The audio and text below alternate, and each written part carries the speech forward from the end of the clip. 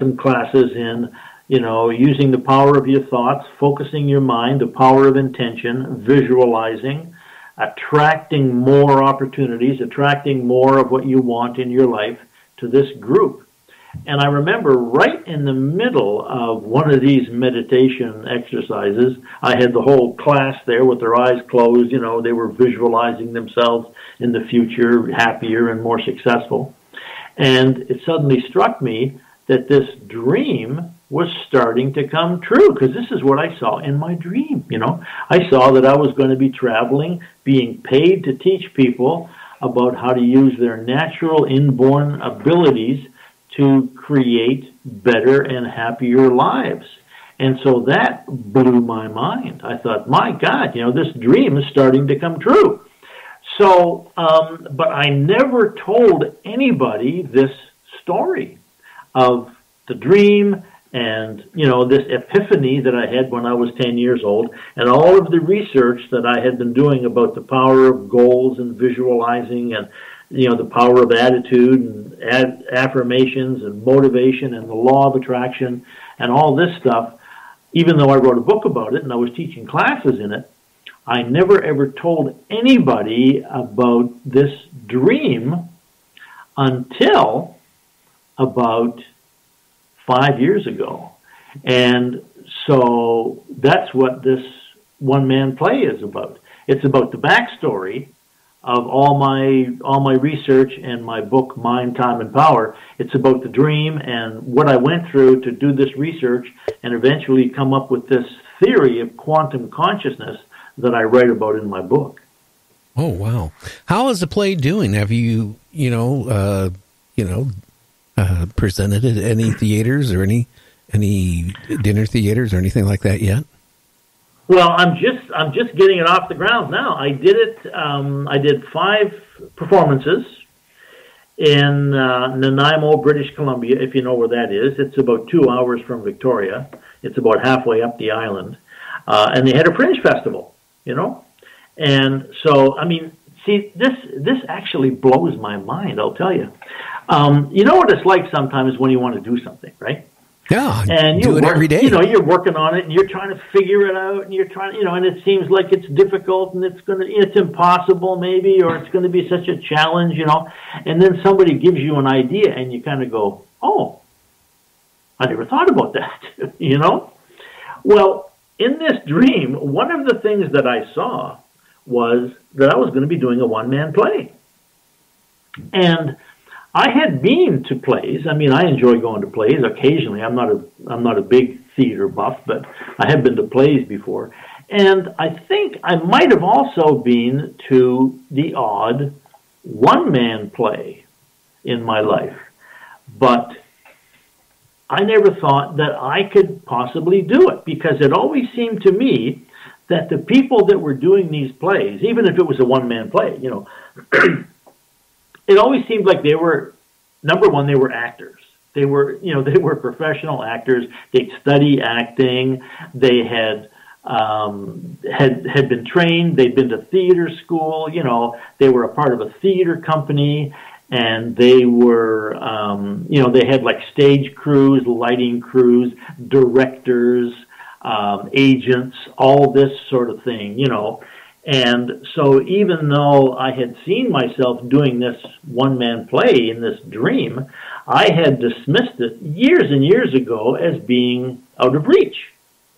And, of course, over the last 25 or 30 years, I made my living, starting in my early 30s, as a public speaker and a lecturer, doing these classes and that sort of thing. I never thought that it was possible for me to do a one-man play. It just seemed like it was too far out of reach. And then about 2 years ago, I went to Vancouver to see this play that was being presented, and it was a one-man play. And as I was sitting in the audience, this guy was standing there on the stage telling this story about this workshop that he had participated in. It was a week-long workshop, and they were using something called ayahuasca, which is a hallucinatory herb that it's a drink that they use down in the Amazon, and it's it causes hallucinations and things, and people are using it as a therapeutic modality to deal with all sorts of emotional problems and drug addictions and that sort of thing, right?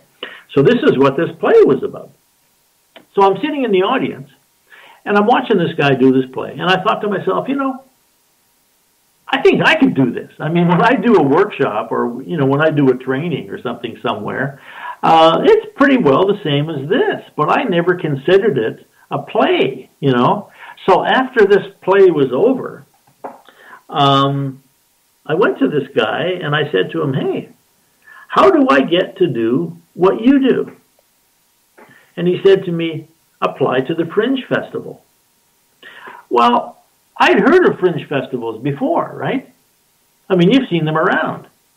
But I didn't know what they were or how they worked. I think I've even been to the odd performance at a Fringe Festival. Now, again, Anthony, why don't you explain to the audience out there, what is it exactly? A Fringe Festival? Yes. Well, a Fringe Festival is basically, it's called a fringe because it's kind of on the edge, right? And so a Fringe Festival is basically a festival. They have them all over the world. And what they do is they allow people to do their individual performances. And so some of them are plays. There might be 2 or 3 people or 4 people doing a play, Some of them are people maybe playing music. Some of them are, might be juggling acts, or some of the people might be magicians, They're basically an opportunity for any performer to have a venue to get up and do their particular thing, whatever it might be. It could be acrobatics. It could be, like I say, juggling or magic or telling jokes, stand-up comedy, telling a story. And one of the accepted genres is what they call storytelling, where basically somebody stands up and tells a story. And this is what this guy was doing with this play of his that I went to see in Vancouver. So anybody can go to the Fringe Festival. Anybody can apply to be a part of the Fringe Festival. And the way they do it in Canada, and they may do this at different Fringe Festivals around the world too, I'm not sure. But basically, they provide you with a venue. They provide you with the team. They sell the tickets. They collect the money. They do the promotion. They do the advertising. They give you a stage crew. They give you a technician to handle the lights and the sound and that sort of thing. So they give you the entire setup. All you have to do is show up and do your show. Oh, right? Wow. So that's a Fringe Festival. So when this guy said to me, apply to the Fringe Festival, I went, wow, I never thought about that, So luckily enough, I saw this guy. I was looking through, this was last November, 2017. I look in the local calendar of courses that are going on in Victoria in the various community centers, right? And you've seen these catalogs. I mean, they have like hundreds of courses, right? You can learn to knit, you can learn to do photography, you can learn to speak Spanish or take Italian lessons or hula dance, I get those from the community college quite often. Yeah, exactly. So one of the things I noticed in there was this guy who I had seen in Vancouver teaching a weekend seminar. And the weekend seminar was called How to Craft and Present Your One-Man Play. So I thought, geez, I got to go to this guy's weekend workshop. So I did. This was in November last year, right? And so I took this weekend workshop, and it was about how to do a one-man show, a one-person show, right? And we learned a lot in the 2 days. Basically, started the skeleton of this idea that I had about talking about this dream I had when I was a kid, right? And how it had sort of influenced my entire life. And so I said to this guy, okay, well, how do I get into a Fringe Festival now that I have this play that I'm working on, And he said, well, what I would suggest you do is apply to a small Fringe Festival because it's easier to get in, because some of the larger festivals, they get so many people applying and they only have room for a certain number of people. So he suggested I apply to the Nanaimo Fringe Festival because he said it's a smaller place, it's a smaller city, and you have better chance of getting in. So I guess it was February this year, I applied to the Nanaimo Fringe Festival, and I got an email back from them a couple of weeks later that said, "Great, you're in." So wow. now I'm motivated, right? I had about 2 months because the festival was the second week in August, from the 9th to the 18th or something. So this was like March 1st. I find out that I'm in the festival. So what I have to do is I have to write this play. So I had this idea in my head about talking about this dream, but I'd never really, fleshed it out, right?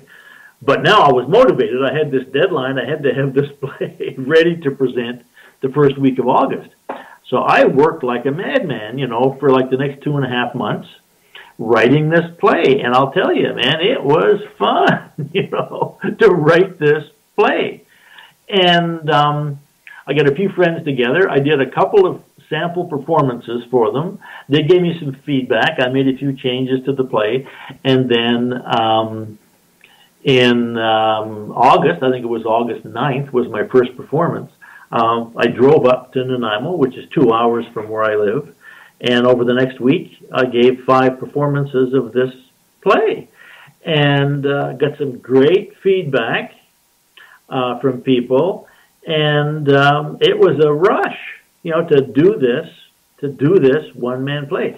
And so this, again, is an example of what I've been teaching for the last, 35 or 40 years of my life, which is basically how to take an idea that you have in your mind and make it real, make it happen for yourself, by holding on to it, motivating yourself, imagining yourself doing it, visualizing yourself, getting feedback from people, putting together a plan, and doing this, creating this dream, this idea as a physical event in the physical world. So now, this image that I had when I was 10 years old of me doing a one-man play in front of an audience is now a memory that I have. I mean, it's still a picture in my mind, but it was a physical event for that week in Nanaimo, And this is exactly what happens to all of us when we plan a holiday, when we plan a dinner party, when we plan a vacation, And literally, when we plan to go shopping and buy our groceries for the week, we do exactly the same thing. We take an idea from our imagination and we create it as a physical event in our life. This is what entrepreneurs do when they create a company. This is what a woman does when she plans her wedding, when she's going to get married. This is what people do when they plan to go to university and get a degree. Everything starts as an idea, and we make it real using the power of our thoughts and the power of our imagination. And sometimes it is as simple as saying, okay, I'm going to go to the corner store and buy a loaf of bread. Everybody can do that, But other times, it's a little more complicated, like this one-man play. I mean, it had been an idea that was in the back of my mind for literally a couple of decades, right? 4 decades. But somehow, it was just the right time and the right set of circumstances, seeing this guy in Vancouver and talking to him and him saying, apply to the Fringe Festival, take my weekend workshop, learn how to write a play. That was the final piece that brought this thing together, And it's kind of like, whoa. So on the one hand, from one perspective, right, you say, well, okay, simple, you just wrote a play and you did it. I mean, people do that every day, right? But on the other hand, it's like, wow, that's really amazing that you had this thought, in my case, 60 years ago, and found a way to make it real now. Yeah, and you weren't scared at all, Anthony, to get up in front of people and do it? No, I had, when I first, it's funny, when I applied to the Fringe Festival, because it's a lottery. You see, this is one of the things that this guy told me when I talked to him in Vancouver, which I totally did not know. I mean, I had assumed that